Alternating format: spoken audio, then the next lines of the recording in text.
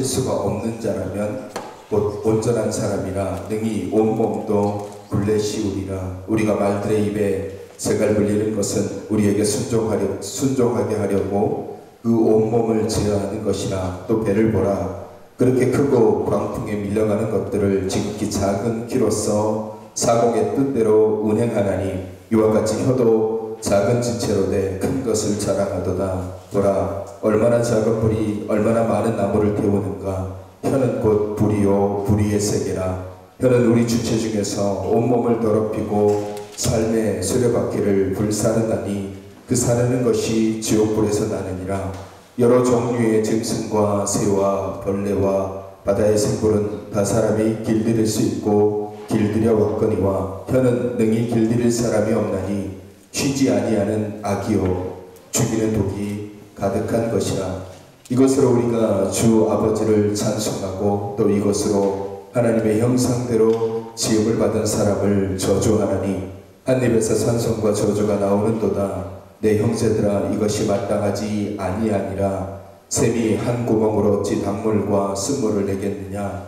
내 형제들아, 어찌 무화과 나무가 감람 열매를, 포도나무가 무화과를 맺겠느냐. 이와 같이 짠물이 단물을 내지 못하느니라. 아멘. 누구에게나 폭력은 좋지 않습니다. 폭력을 좋아하는 사람은 없죠. 누구도 맞는 것을 좋아하고 즐거워하는 사람은 없습니다. 그렇다고 해서 때리는 걸 좋아하는 사람 또한 없는 거죠. 근데 가만히 이렇게 우리가 일상의 삶을 들여다보면 우리 일상에서는 정말 수없이 많은 폭력들이 일어나고 있습니다. 물리적인 그런 폭력이 아니라 언어에 대한 폭력들이 우리 안에 굉장히 많이 일어나고 있는 거죠.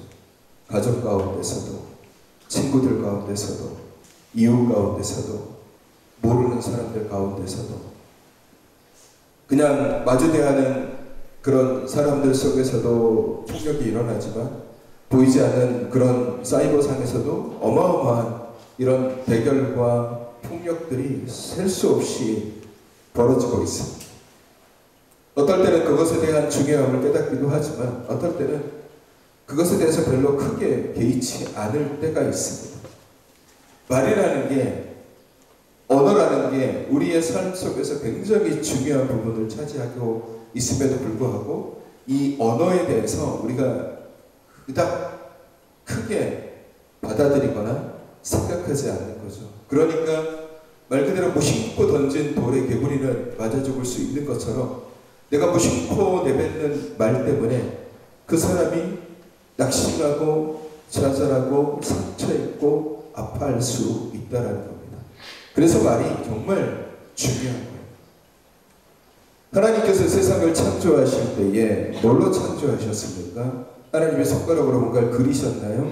아니면 뭔가 막대기를 들고서 똑딱똑딱해서 세상을 창조하셨을까요? 아니에요. 하나님이 세상을 창조하실 때는 말씀으로 창조하셨습니다. 태초에 하나님이 천지를 창조하시니라 라고 말씀하시면서 빛이 있으라 하심에 빛이 있었습니다.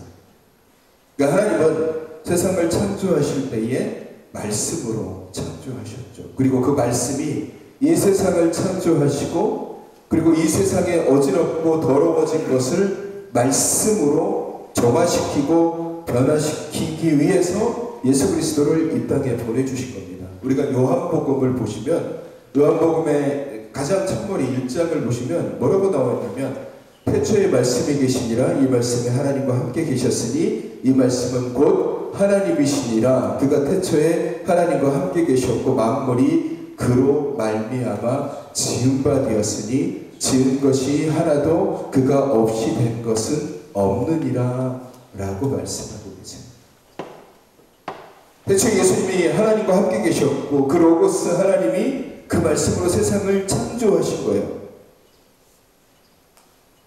창조주 하나님께서 말씀으로 세상을 창조하시고 또한 이 어지러운 세상을 말씀이신 예수 그리스도를 통해서 이 땅에 오셔서 말씀으로 세상에 구원을 선포하셨어요. 예수님께서 이 땅에 오셔서 행하신 공생애 중에 가장 중요한 게 어떤 거냐면 그 3년의 공생애를 들여다보면 기적이 예수님의 주요 사역이 아니에요.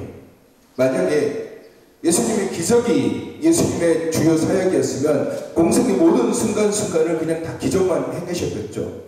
사람들을 고치고 치유하고 귀신을 쫓아내고 죽은 사람 살리고 그냥 그것을 온 사방팔방 돌아다니시면서 그것만 하셨을 거예요. 근데 복음서를 읽어보면 예수님의 사역의 방점은 기적이 아니라 말씀 선포. 말씀 선포. 제자들을 선택하시고 그 제자들을 3년 동안 가르치시는 것은 그들에게 기적을 가르치신 것이 아니라 예수님의 말씀을 가르치신 거예요. 내가 이렇게 행한 말들을 너희가 믿고 기억하고 지키고 행하라는 거예요. 이게 중요해요. 예수님의 사역의 가장 중요한 것은 이 말씀에 있는 거예요. 이 말씀의 선포. 그리고 예수 그리스도의 말씀의 선포의 중심에 뭐가 있었냐면 생명이 있었어요. 생명. 그러니까 예수님의 말씀을 들여다보면 그 안에 생명이 있어요. 상처받은 사람들을 돌보아주고 아파하는 자들을 위로하고 치유하고 너희가 이제까지 그냥 살아왔던 삶 속에서 누군가를 아프게 하고 누군가를 힘들게 하고 누군가를 어지럽게 하고 누군가를 괴롭게 했다라는 것들을 예수님께서 말씀을 통해서 이야기하면서 그렇게 하면 안 돼. 오히려 생명을 증거하는 삶을 살아야 돼 라고 말씀하시면서 하나님을 사랑하고 내 이웃을 내 몸과 같이 사랑하라고 말씀하시잖아요. 이게 생명인 거예요. 예수님의 메시지의 가장 중요한 핵심 키워드는 뭐냐면 생명이에요. 생명을 살리기 위해서 선포를 하신 거예요. 우리가 구원받는 게 어떤 이유입니까? 우리는 구원받는다라는 것이 우리의 생명의 연장이에요. 그 연장은 어떤 거예요? 이 땅의 삶에서의 우리의 삶이 끝나는 것이 아니라 우리가 죽어난 다음에 하나님의 나라에서 다시 살 수 있다는 그 소망, 그것이 생명의 연장이에요. 그게 복음의 핵심이잖아요. 그냥 이 땅에 살다가 죽었어. 끝! 그럼 우리 예수를 믿을 필요가 없어요. 예수 생명의 가장 큰 핵심은 우리가 이 땅에 살고 있는 이 생명이 사라질지라도 그 다음 하나님의 나라에서 우리가 다시 이것이 이어진다는 것. 그것을 우리가 믿는 거죠. 이게 구원이란 말이에요.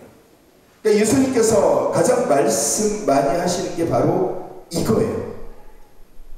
그래서 죄인들을 찾아가시고 아픈 자들을 찾아가시고 세리들, 장녀들, 힘들어하는 자들을 찾아가셔서 계속해서 말씀하시는 이유는 생명을 선포해서 그 사람을 일으켜 세우기 위해서 그런 겁니다.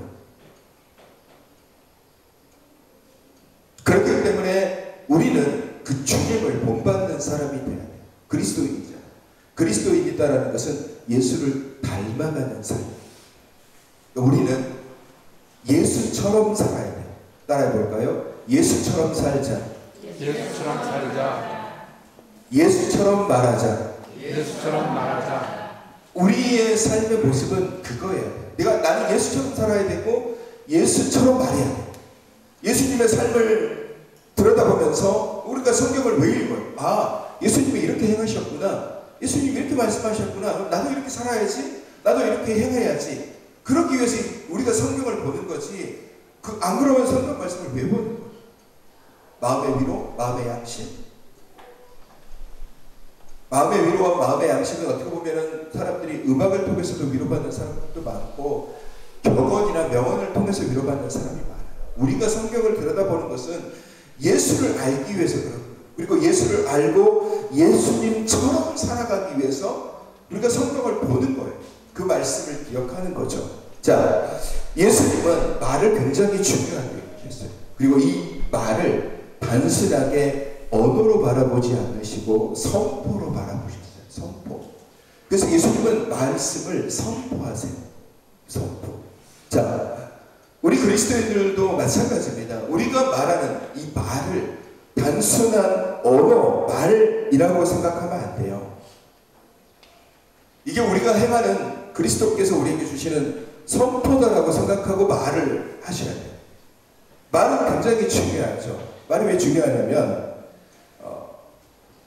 모든 우리가 삶을 살아가는 때에 뭐 부부 사이도 마찬가지고 가족 가운데 뭐 이웃 가운데 뭐 직장에서 여러 가지 분란과 분쟁과 다툼의 대부분의 원인은 어디에 있을까요? 말 때문에. 말 때문에. 말 때문에 싸우고, 말 때문에 다투고, 말 때문에 갈라지고, 말 때문에 힘들어져요. 말을 많이 해도 다투고, 말을 안 해도 다투어요. 부부 사이에서 말을 함부로 해서 상처 입는 경우도 있지만, 그렇게 말하는 이 상대방 때문에 힘들어하는 경우도 많잖아요. 저 사람은 왜 이렇게 말을 안 하는가? 답답해 죽겠네. 제발 좀 뭐라도 말 좀 해줬으면 좋겠는데 말을 안 해요. 그러니까 그 사람은 무슨 생각을 하고 있는지 몰라. 그래서 아주 답답해 죽을 것 같은 사람이 있어요. 말 때문에 싸움이 생기고 말 때문에 다툼이 생겨요. 이 말이라는 게 참 신기하죠. 말을 가만히 들여다보면 내 기분에 따라서 말들이 그렇게 들려요. 내가 기분이 되게 좋아요. 그리고 상대방에 대한 호감도 좋아. 그러면 상대방이 무슨 얘기를 하든지 그 말을 내가 수긍하고 받아들이고 이해하고 때로는 조금 좋지 않은 말일지라도 용서가 돼요. 뭐 예를 들면 우리 자녀가 내가 자녀를 사랑하잖아요. 그럼 자녀가 막 부모에게 와가지고 뭐 이런저런 얘기를 해요. 부모에게 안 좋은 얘기도 해요. 엄마는 왜 그렇고 아빠는 왜 이렇게 그렇게 하는 거야. 얘기하면 내가 자식을 사랑하니까 그 아이의 얘기를 귀담아 듣기도 하고 그냥 뭐 나한테 쓴소리긴 하지만 뭐 아이가 나를 사랑하니까 그렇게 얘기하는 거겠지 라고 이해하고 용서하고 받아들여요. 근데 기분을 안 좋게 하는 남편이 나한테 좋은 얘기를 했어. 기분이 안 좋아요. 뭐 어떻게 들려요? 저 사람이 나한테 시비를 꺼내? 뭘 잘못 먹었나? 왜 나한테 안 하던 얘기를 해? 그렇게 되는 거예요. 말이라는 게 자기의 기분에 따라서 누군가를 판단하고 그 어떤 말이 어떤 의미로 받아들이는지에 대한 부분보다 내 감정에 따라서 그렇게 받아들이게 되는 거예요. 아무리 좋은 말을 해도 내가 저 사람이 싫으면 저 사람이 왜 나한테 저런 얘기를 해? 저 사람이 뭔데 나한테 조언을 해? 저 사람이 뭔데 나를 지적질을 해? 라고 들리게 되는 거예요. 여러분 하나님의 말씀도 마찬가지예요. 제가 여기서 강단에서 열심히 말씀을 전하고 하나님의 말씀을 전하지만 그렇게 받아들이는 마음이 없으면요 그 말들이 그냥 귀에서 들어가서 한쪽으로 끝나버려요. 말씀이 그 심령에 들어가서 변화시키고 달라지고 바뀌고 이게 아니라 없어지는 거예요. 말이라는 것은 내가 그것을 어떻게 받아들이냐에 따라서 달라질 수 있는 거예요.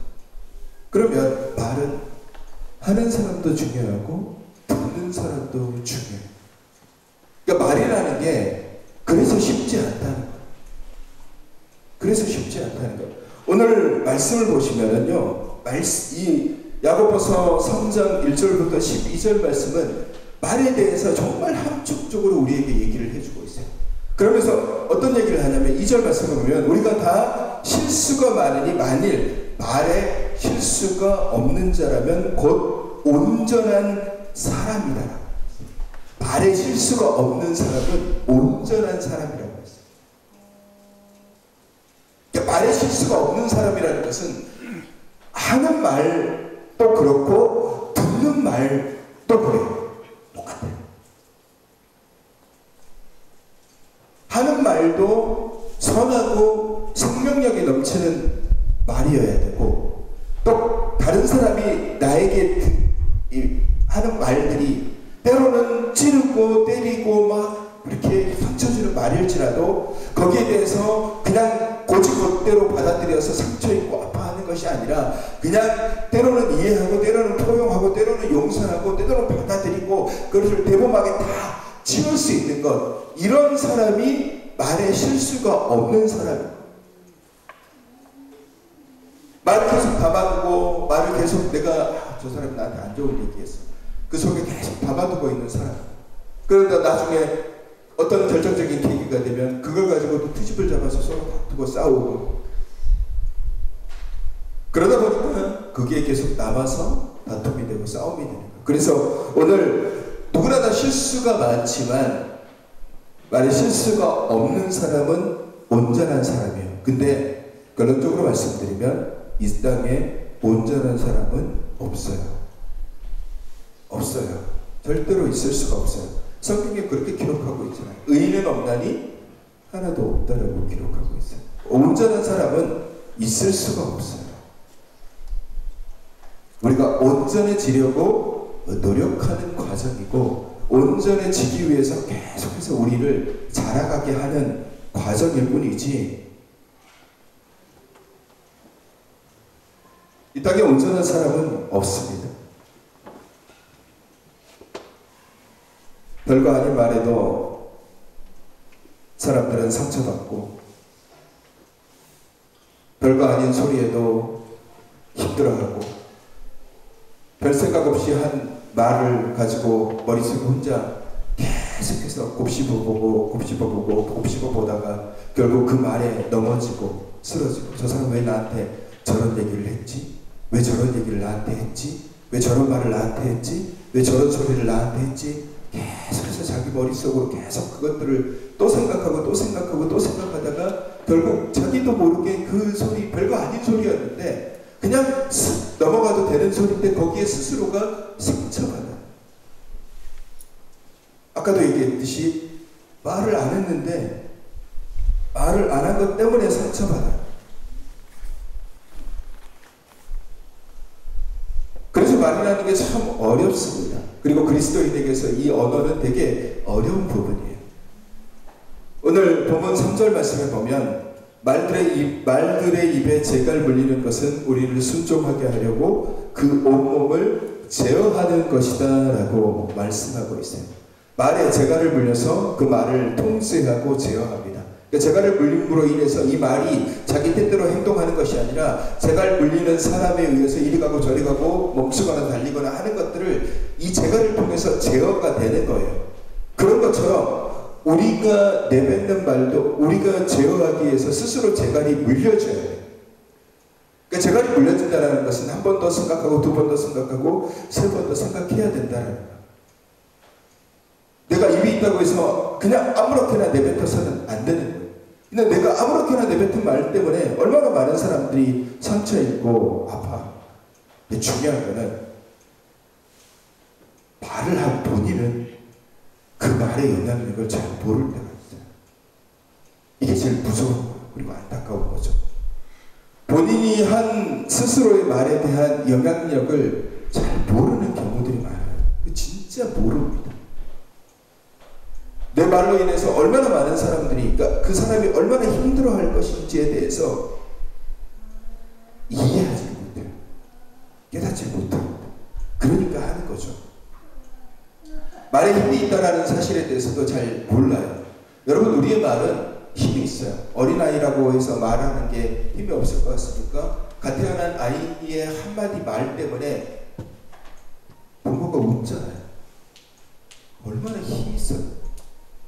우리가 내뱉는 말에는 어떤 말이든지 힘이 있어요. 힘.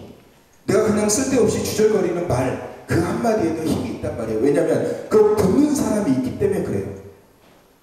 듣는 사람.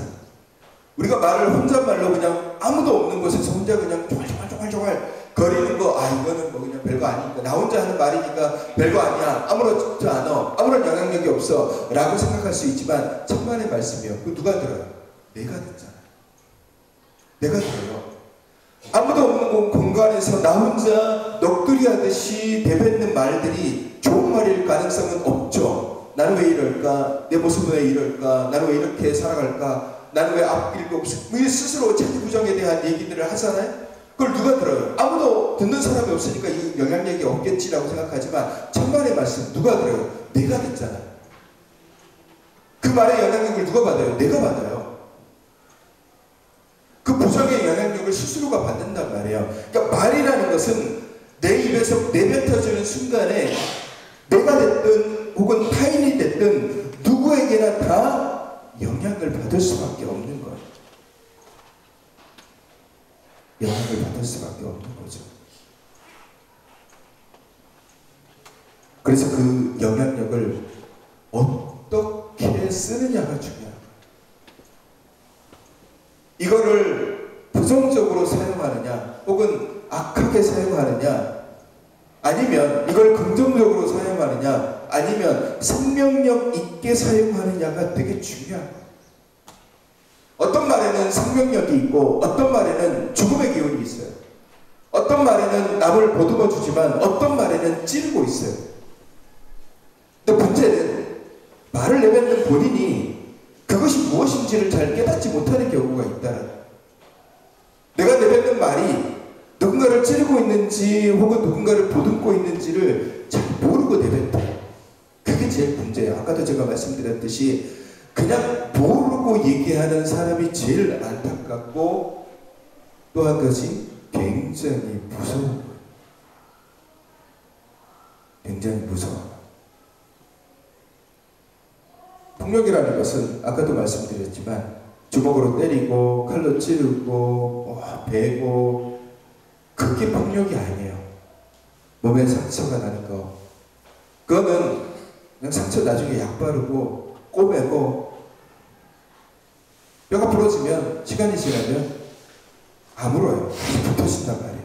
근데 언어가 행해지는 그런 폭력들은 말로 인해서 사람을 찌르고 사람을 때리고 사람을 베고 그래서 영혼이 찔려지고 영혼이 베어지고 영혼이 부러진 것은요 잘 안 고쳐져요. 그리고 죽을 때까지 안 고쳐지는 경우가 있어요. 평생 그게 영혼의 상처가 되어서 그 마음속에 남겨져 있는 경우가 있단 말이에요.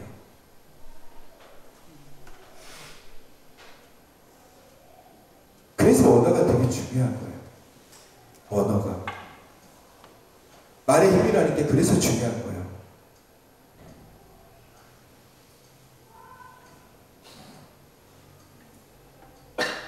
사람이 말을 하지 않고 살아갈 수 있습니까?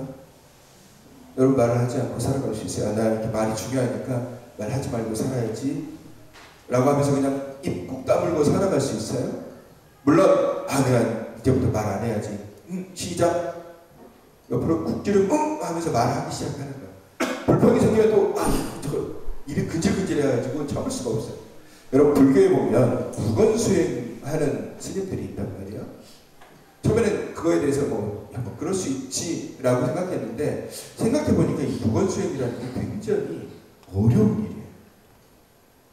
말을 하지 않는다라는 것은 굉장히 어려운 일이에요. 쉽지가 않죠. 그러면 우리는 반드시 말을 해야 돼요. 혼자 말을 하든지 누군가와 대화를 하든지 자꾸 얘기를 해야 된단 말이에요. 그러면 우리는 반드시 기억하면서 말을 해야 돼요. 내가 하는 말에 반드시 어떤 영향력이 있든지 있다라는 사실에 대해서 좋은 것인지 나쁜 거든지 무조건적으로 영향력이 있다라는 사실을 기억하며 말을 해야 돼요. 그게 중요해요. 그렇지 않으면 우리가 대화를 나눌 때 흔히 대화를 정성 없는 전쟁이라고 얘기를 해요.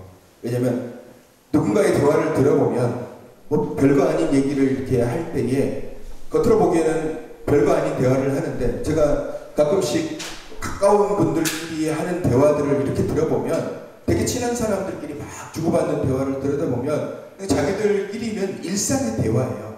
별거 아닌 대화들을 이렇게 쭉 들어보니까 본인들은 못 느껴요. 본인들은 그 대화 속에 어떤 의미가 담겨있고 어떤 것들이 담겨져 있는지 몰라요. 근데 제가 제3자의 입장으로 옆에서 이렇게 들여다보면 그 대화 속에 수없이 많은 칼들을 자기들끼리 찌르고 베고 때리고 하고 있다는 것을 제가 깨닫고 난 다음에 이게 이렇게 무섭구나라는 것을 알게 되었어요. 본인들은 몰라. 그냥 본인들은 일상의 대화를 하고 있는 거예요. 평범한 대화, 그냥 어렸을 때부터 혹은 알고 지낼 때부터 지금까지 그냥 했던 그런 대화를 하고 있는 거예요. 가족들도 마찬가지고 지인들도 마찬가지고 그냥 대화예요. 근데 들여다보면 그 안에 수없이 많은 찌름과 수없이 많은 폭력과 그런 것들이 담겨져 있어요. 중요한 건 본인들이 몰라요. 이게 문제인 거예요. 본인들이 몰라. 본인들이 어떤 말을 하고 있는지 몰라요. 그리고 그것이 별거 아니다라고 생각해요. 여러분, 말은 아까도 말씀드렸지만 절대로 별거 아닌 말은 없어요. 어떤 말이든 우리의 삶에 작든지 크든지 영향을 끼칩니다. 그렇죠? 특히 부부 사이에 그리고 가정 가운데 하는 말들이 별거 아닌 말이지만 그 말들이 자녀에게 큰 영향을 줄 수도 있고 혹은 아내에게 큰 영향을 줄 수도 있고 남편에게 큰 영향을 줄 수 있어요. 남편이 그냥 무심한 말 한마디 던졌는데 그 말 때문에 가슴이 찢어지는 그런 상처를 겪을 수도 있고 반대로 그냥 무심한 듯 툭 던지는 남편의 한마디가 그 아내의 이제까지의 상처를 와르르 무너뜨리는 말이 될 수도 있어요. 근데 말은 그런 힘을 가지고 있는 거예요. 하나님께서 세상을 창조하실 때에 말씀에 뭐가 들어있었냐면 생명이 들어있었어요. 생명. 하나님은 세상을 생명으로 창조하셨고 그 생명을 우리에게 주신 거예요. 그러니까 우리가 예수를 닮아가는 사람이 돼야 되고 우리가 예수님처럼 말을 해야 된다면 우리는 우리의 언어 속에 뭐가 담겨져 있어야 되냐면 생명이 담겨져 있어야 돼요. 생명이 담겨져 있어야 돼요. 생명이 담겨져 있는 말을 해야 돼요. 특히 그리스도인들이 그런다라는 거예요. 믿지 않는 자들이 하는 것은 뭐 그럴 수 있다라고 얘기하지만 믿는 자들의 언어는 정말 생명이 담겨 있어야 돼요. 오늘 본 말씀 보면은 혀는 불이라고 했어요. 작은 불이 온 산을 다 태우죠. 우리가 지난번에 경상북도 이쪽에서 산불이 굉장히 많이 났잖아요. 그 불이 처음부터 그렇게 큰 불이었겠습니까? 아주 작은 불들이 발아들기 시작하면서 바람에 의해서 이리저리 풍겨가면서 온 산을 태우고 정말 많은 피해를 입혔잖아요. 혀가 바로 그런 거예요. 작은 불인데 온 산을 온 영혼을 태워버린다. 그래서 우리는 주님을 닮아가요. 주님은 말씀하실 때에 굉장히 정확하고 굉장히 선하고 굉장히 생명력 있는 말씀들을 선포하셨어요. 그냥 아무 생각 없이 내뱉은 것이 아니라 말씀 한마디 한마디에 그 안에 생명을 담아서 선포하셨어요. 그리고 또 하나, 주님은 침묵하실 때는 철저하게 침묵하셨어요. 그러니까 말씀을 안 하실 때는 철저하게 말씀을 안 하셨어요. 빌라도의 법정에 예수님께서 잡혀가셔서 빌라도의 법정에 섭니다. 그리고 여러 법정에서 예수님을 모욕하는 자들, 예수님을 때리는 자들, 예수님을 심판하는 자들이 서 있었어요. 그때 예수님께서 충분히 자기 자신에 대한 변론을 하실 수 있음에도 불구하고 주님은 침묵하셨어요. 조금 의아한 부분인 거예요.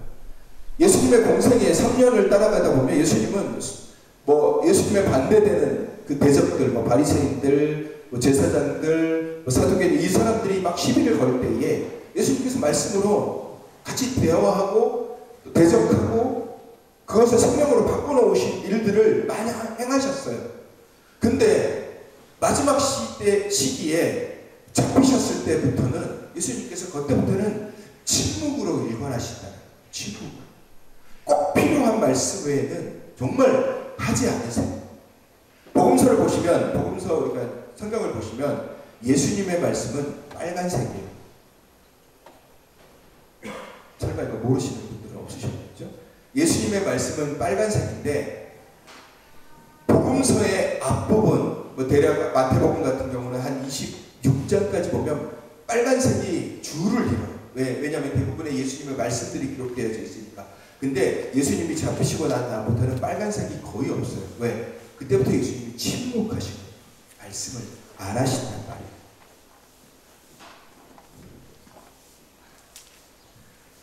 차라리 침묵해야 될 때는 침묵하는 게 좋아요. 특별히 내 입술을 내가 스스로 제어하지 못할 것 같으면 무거운 말로, 내가 괜히 가벼운 말로 누군가를 상처 주거나 누군가를 아프게 할 것 같으면 뭘 해야 돼요? 그냥 차라리 침묵하는 게 나아요. 말을 하지 않는 게 나아요. 괜히 말을 했다가 작은 불씨가 온 산을 태우듯이 내가 하지 않아도 되는 말들이 분란을 만들어내고 다툼을 만들어내고 사람을 태우고 관계를 태우고 생명을 태워버릴 수 있기 때문에, 그러니까 그냥 침묵하는 게 나아요. 그러니까 옆에 있는 사람이 침묵한다고 해서 답답하게 생각하지 마세요. 이 사람은 말 실수하지 않을까 봐서 그냥 말을 하지 않는가 보다 라고 그냥 이해하고 넘어가 주는 마음도 필요한 거예요.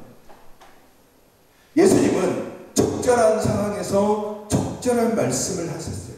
그리고 그 말씀을 통해서 사람을 세우시고 다독거리시고 일으키시고 때로는 죄를 깨닫게 하시고 돌이키게 하시고 다시 하나님을 깨닫게 하셨어요. 그리고 어떨 때는 침묵하셨어요. 이게 우리가 주님에게서 보여지는 그 말씀이에요. 오늘 성경은 뭘 얘기를 하냐면 이 혀를 길들일 사람이 없다라고 얘기했어요. 왜냐하면 이 혀는 쉬지 아니하는 악이요 죽이는 독이다라고 얘기했어요. 왜 이렇게 이게 단호하고 혹은 왜 이렇게 극단적으로 이 혀의 언어에 대해서 얘기할까? 그 말은 곧 어디로 다가가냐면 죄로 다가가요. 죄로 다가간다. 내 말이 죄가 돼요. 왜냐하면 예수님께서 그러잖아요. 한 소자를 넘어뜨리는 것이 차라리 연자맷돌을 내가 목에 걸고 바다에 빠져 죽는 것보다 낫다라고. 죽는 것이 더 낫다라고. 그러니까 소자를 넘어뜨리지 말라라는 거예요. 그러면 소자를 넘어뜨리는 경우가 내가 때려서 넘어뜨리는 거가 내가 밟아서 육체적인 폭력으로 넘어뜨리는 경우는 거의 없어요. 뭘로 넘어뜨리냐? 말로 넘어뜨리죠. 대부분 말로 넘어뜨려요. 대부분 말 때문에 사람들이 무너지는 거예요. 그러니까 이 말을 굉장히 우리가 조심해야 돼요. 그래서 오늘 굉장히 어떻게 보면 단호하고 되게 강하게 얘기해요. 왜? 혀를 길들일 사람이 없는데 이 혀는 쉬지 아니하는 악이요 죽이는 독이다라고 얘기해요. 더 무서운 게 뭔 줄 아세요? 한 입에서 찬송과 저주가 동일하게 나온다는 거예요. 이거는 누구를 향해서 얘기하는 거예요? 믿지 않는 사람들에게 얘기하는 것이 아니라 믿는 사람에게 얘기하는 거예요. 그리스도인들에게, 복음을 아는 사람에게 얘기하는 거예요. 믿지 않는 사람이 하나님을 찬양할 리는 없잖아요. 믿는 사람에게 얘기하는 거예요. 왜 믿는 사람들 입에서 어떨 때는 찬송이 나오는데 어떨 때는 왜 저주가 나오느냐 이거예요. 왜 한 구멍에서 쓴물과 단물이 동시에 나오느냐 이거예요. 그럴 수 없다라는 거예요. 근데 그렇게 하고 있잖아요. 그렇게 하고 있다라는 거예요. 그렇게 하고 있는 거예요. 우리는 그렇게 살아가요. 우리는 불완전한 존재이기 때문에 그렇게 살고 있어요. 대신에 뭐냐면 우리가 주님을 본받는 자가 돼서 주님처럼 살아야 되고 예수님처럼 말하고 예수님처럼 행하라는 것은 우리가 불완전한 존재이기 때문에 우리의 삶 속에서 항상 선한 것만 나오고 항상 착한 것만 하고 항상 좋은 것만 할 수는 없어요. 왜냐하면 우리 인간이에요. 인간은 불완전한 존재란 말이에요. 하나님이 우리를 완벽하게 창조하셨긴 했지만 우리 안에 불완전함이 있어요. 그래서 우리가 행하는 것도 때로는 죄악된 것들을 행하고 때로는 실수도 하기도 하고 때로는 하나님을 잊어버리기도 하고 또 우리의 언어도 마찬가지잖아요. 내가 아무리 생각하고 나는 선한 말을 해야지, 나는 생명의 말을 해야지 라고 하지만 어떤 상황에 처하게 되면은 나도 모르게 욱하는 말들이 튀어나오기도 하고 나도 모르게 악한 말들이 나오기도 하고 나도 모르게 입 밖에 내밀지는 않지만 내 속에서 그런 악한 소리들이 아우성되기도 한단 말이에요. 우리가 그런 사람인 거예요. 예수를 믿었다고 해서 우리의 인생이 그렇게 완전하게 180도로 완전하게 선하게 뒤바뀌느냐? 물론 그렇게 되는 사람들도 있지만 그렇게 되는 사람일지라도 언어가 그렇게 완벽해지지는 않아요. 내 입에서 찬송이 나오기도 하지만 때로는 저주와 비슷한 것들이 나올 수도 있어요. 그러면 우리가 어떻게 살아가야 되냐? 우리가 예수를 닮고 예수와 함께 살아가는 삶을 살아간다는 것은 어떻게 해야 되냐? 내 안에 기도의 소리를 줄여가며 찬송의 소리를 더 늘려가는 것. 이게 믿음의 성장이고 자라가는 것. 우리 입에서 자꾸 거친 언어가 나오고 자꾸 부정적인 언어가 나오고 자꾸 안 된다는 얘기가 나오고 자꾸 이런 얘기가 나오는 그런 것들을 내가 스스로 깨닫는 거죠. 아, 내 입의 언어가 부정적이구나. 내 입의 언어가 거칠구나. 내 입의 언어가 남을 때리는구나 라는 것을 먼저 아는 게 중요하고, 그걸 알았으면 이걸 줄여가는 게 중요합니다. 내 거친 언어가 누구를 때리고 내 부정적인 언어가 다른 사람을 낙심시켜요. 그리고 이거는 뭘로 연결되냐면 죄로 연결된단 말이에요. 이거 별거 아닌 것처럼 치부하고 아무것도 아닌 것처럼 생각하는데 아니라는 거예요. 언어는 굉장히 중요한 거예요. 굉장히 중요해요. 여러분, 사람이 바뀌는 단계가 있습니다. 사람이 바뀌는 단계가 있어요. 특히 예수를 믿는 사람이 믿지 않는 사람이 예수를 믿어가는 과정 속에서 바뀌는 여러 가지 단계가 있는데, 그 중에 언어는 굉장히 중요해요. 언어는. 세상의 언어가 신앙의 언어로 바뀌는데, 세상의 언어와 신앙의 언어의 다른 점이 뭐냐면요, 세상의 언어는 그냥 세상의 언어이지만 신앙의 언어는 거기 안에 뭐를 담겨져 있어야 되냐면 생명이 들어오는 생명. 믿음의 언어는 그 안에 뭐가 있어야 되냐면 생명이 있어야 돼요. 생명. 비관적이고 불완전하고 패배적이고 부정적이고 이런 거친 언어들이 예수를 만남으로 인해서 예수 그리스도를 통하여서 그것이 선하고 생명력 있는, 그리고 예수 안에 있는 소망의 언어로 바뀌는 거예요. 할 수 있거든요. 무슨 말이냐? 능력 주시는 자 안에서 내가 모든 것을 할 수 있습니다로 바뀌는 거예요. 그 전에는 안 돼, 못해, 안 될 것 같아, 힘들 것 같아, 뭘 해도 부족해 라는 언어가 예수를 만남으로 인해서 아 그래, 내 상황은 변하지 않았지만 내 언어가 변하면 돼, 할 수 있거든요. 무슨 말이냐? 나는 예수님을 믿는데 예수님이 나를 통하여서 할 수 있게끔 바꿔주실 거야. 바뀌는 거예요. 언어가 바뀌는 거예요. 이게 굉장히 중요한 거예요. 믿음의 언어로 바뀌어져야 돼요. 믿음의 언어로.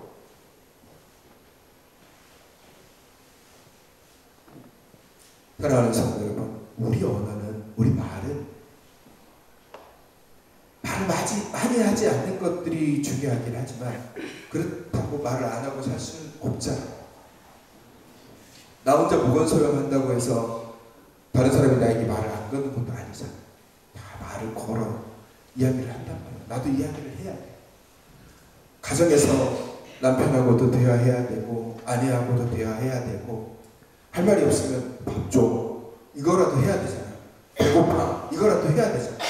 그 말 속에 담겨져 있는 의미가 있단 말이에요. 그냥 나는 무심결에 배고파 라고 얘기했는데 아내가 대뜸 짜증내는 경우도 있잖아요. 아까 먹었는데 뭘 또 배고프다고 해요. 그러니까 그 언어에 아무것도 아닌데 그 언어에 의미가 담겨져 있는 거예요. 그러면 우리가 하는 말이 얼마만큼 중요한지를 스스로 깨달아야 돼요. 특히 그리스도인으로서. 내 입에서 악하고 내 입에서 거칠고 내 입에서 부정적인 언어들이 나오지 않도록, 부정적인 말들이 나오지 않도록. 주님은 우리에게 선한 것들을 주시고 주님은 우리에게 소망을 주세요. 소망. 주님은 우리에게 소망을 주신다. 소망. 소망은 뭐예요? 지금은 비록 힘들지만 앞으로는 더 좋아질 것이다. 지금은 비록 괴롭지만 앞으로는 하나님께서 나를 더 이끌어 주실 것이다. 지금의 상황은 안 좋지만 그 다음은 하나님이 나를 더 귀하게, 나를 더 높게 사용해 주실 것이다. 그것보다 더 귀한 소망은 뭡니까? 지금의 삶은 비록 힘들지만 내가 하나님 나라에 가서 하나님과 함께 영원히 살 것이다 라는 이 소망이 예수 그리스도를 통해서 우리에게 주시는 소망의 언어란 말이에요. 부정적으로 얘기하면 이 소망은 바뀌어요. 없어진다. 자꾸 안 된다, 못한다, 힘들다. 그럼 진짜 못하는 거야. 할 수 있다. 믿음으로 하면 된다. 기도하면 된다. 믿음으로 나아가면 된다. 이게 신앙의 언어라는 것입니다. 여러분, 환경이 사람을 바꾸는 것 같지만 사실 환경이 사람을 바꾸는 것이 아니라 사람이 그 환경을 변화시킬 수 있어요. 뭘로? 말로 바꿀 수 있습니다. 내 안에 생각이 말을 통해서 나오는 거예요. 생각이 긍정적인 사람은 말을 통해서 긍정적이고, 생각이 선하고 생각이 생명력이 있는 사람은 그 말도 생명력 있고 선한 말이 나오고. 그래서 우리 영혼이 중요한 것은, 사랑하는 성도 여러분, 스스로의 언어를 다시 한번 돌아보십시오. 내가 어떤 말을 사용하고 있는지, 내 언어가 어떠한지, 내 언어가 혹 거친 언어를 사용하고 있지는 않는지, 내 언어가 부정적인 언어를 사용하고 있지 않는지, 그러니까 본인이 잘 의식하지 못할 때가 있어요. 누군가가 당신에게 그런 얘기를 한다면, 당신의 언어가 좀 거친 것 같아요, 당신의 언어가 좀 부정적인 것 같아요 얘기하면, 아, 내 언어가 거칠구나, 내 언어가 부정적이구나 라면 바꿀 생각을 하세요. 왜 나한테 그런 얘기를 해? 라고 얘기하지 마시고, 자기 자신에 대해서 잘 몰라요. 제가 늘 얘기하지만 자기는 자기 자신에 대해서, 스스로에 대해서 굉장히 관대하다고요. 세상에서 제일 이쁜 사람이 자기인 줄 알잖아. 세상에서 제일 잘생긴 사람도 자기인 줄 알죠. 왜? 자기 스스로에 대해서 굉장히 관대하니까. 나이가 들어도 자기는 안 늙은 줄 알아. 저도 가끔 그러죠. 거울 보면서 나는 한 20대 같아. 가끔 그런단 말이에요. 본인은 잘 몰라요. 그렇다는 것은 본인의 언어도 본인이 잘 모르는 거예요. 내가 하는 말이 어떤 말인지를 잘 모르고 할 때가 있어요. 그러면 내가 하는 말이 어떤 말인지를 잘 모를 것 같으면 상대방 눈을 보세요. 상대방이 내 말에 어떤 반응을 하는지. 그 사람이 나에게 상처 주지 않기 위해서 아무 말도 하지 않지만 눈으로는 말을 하잖아요. 저런 하고서 눈으로 째려보기도 하고, 좋은 말을 하면 눈으로 웃잖아요. 눈을 보세요. 아, 인상이 찌푸려지면, 아, 내 말이 잘못된 말이구나, 내 말이 저 사람을 찌르고 있구나, 내 말이 저 사람을 힘들게 하고 있구나. 그러면 멈춰야죠. 다시는 그런 말 쓰면 안 되겠구나, 다시는 그런 언어를 쓰면 안 되겠구나, 다시는 그런 말로 인해서 나랑 그 사람을 상처 주면 안 되겠구나. 스스로 그것들을 변화시키려고 노력을 해야 돼요. 그게 예수의 언어예요. 예수님은 그 말 속에 생명이 있었어요. 그 사람을 살렸잖아요. 죽어가는 사람들도 일으키고, 넘어진 사람들도 일으키고, 인생을 포기한 사람을 다시금 제자리로 돌려보내 주시는 것이 예수 그리스도의 언어고 말씀이에요. 그럼 우리는 어떻게 해야 돼요? 우리는 예수를 닮아가는 사람들이잖아요. 주님처럼 말해야 돼요. 예수님처럼. 침묵해야 될 때는 침묵하고, 내 안에 막 그 안 좋은 말들이 막 나오려고 할 때는 그냥 입을 꾹 닫고 있으세요. 하고 싶은 말이 있더래. 한 번 참고, 두 번 참고, 세 번 참고, 7번에 70번까지 참으세요. 그러면 한 49번 되잖아요. 490번까지 참으세요. 그러면 그런 말들이 안 나오게 돼요. 그리고 선한 말들, 생명의 말들을 하려고 노력하세요. 그러면 내 삶 가운데서 선한 열매가, 생명의 언어가 반드시 열매 맺게 되어 있습니다. 그게 우리가 살아가야 되는 삶의 모습인 겁니다. 오늘 주님께서 우리에게 말씀을 하고 계시죠.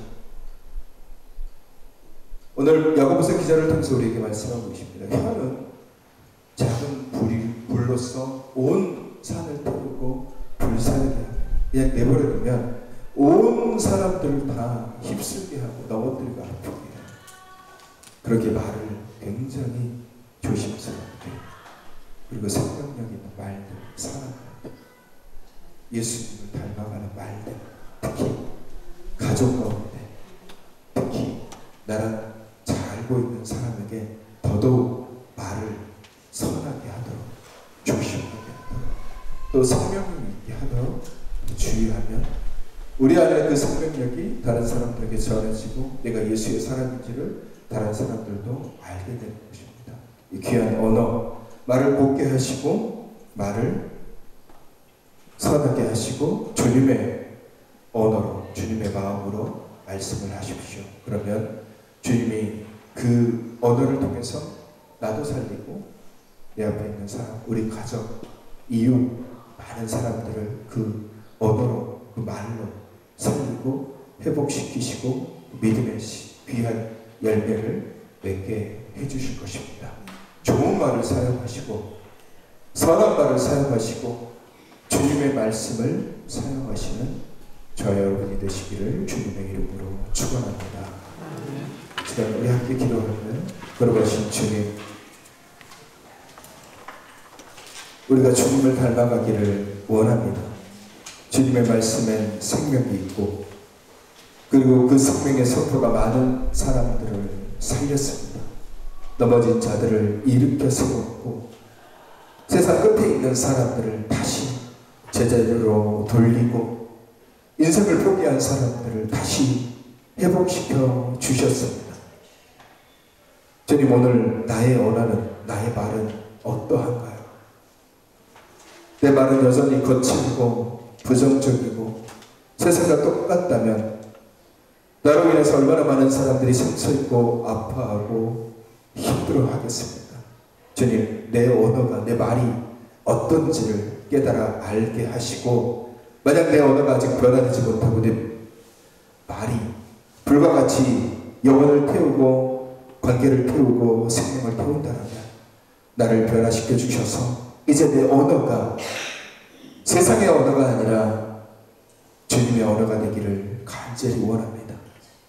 세상의 말이 아니라 주님을 닮아가는 생명의 말을 선포하는 자가 되기를 원합니다. 주님, 나를 변화시켜 주시고 나를 통해서 그리스도의 생명이 증거되는 복된 그리스도인의 삶을 살아가게 하여 주옵소서. 누구를 대하든 어떤 사람을 마주 대하든 생명의 언어로 대하게 하시고 내 입에서 나오는 말이 찬송이기를 원하고 말씀이기를 원하고 생명이기를 원하고 선한 것이기를 원합니다. 주님, 내 입술을 주님께서 붙잡아 주시고 내 영혼을 주님께서 붙잡아 주셔서 선하고 귀한 말들 그리고 생명들이 내 입 가운데서 우리 가정 그리고 우리 이웃 가운데 교회 안에서 모든 사람들 가운데 선포되어지는 그로 인해 귀한 열매를 맺는 복된 그리스도인들이 되게 하여 주시옵소서. 연약한 지체들을 붙잡아 주시고 굴에 있는 청년과 멀리 타지에 있는 지체들 그리고 함께 참여하지 못한 지체들에게도 주님의 귀한 은혜를 더하여 주시옵소서.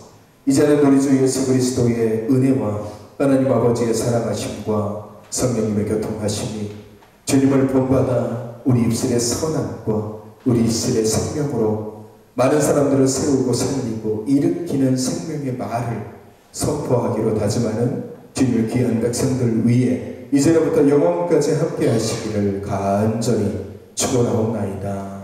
아멘.